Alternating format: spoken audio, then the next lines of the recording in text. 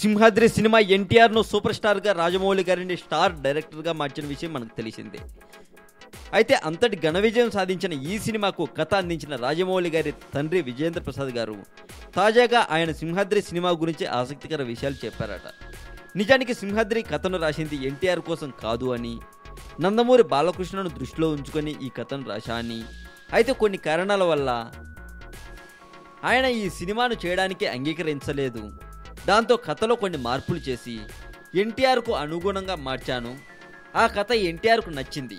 ఇక ఈ సినిమాలో భూమిక పాత్రకు వసంత కోకిలలోని శ్రీదేవి రోల్ స్ఫూర్తి అని చెప్పారట విజయేంద్ర ప్రసాద్ గారు.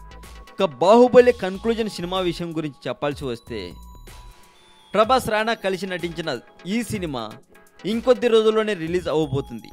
మరింత టాలీవుడ్ సమాచారం కోసం సబ్స్క్రైబ్ చేయండి టాలీవుడ్ సెంటర్.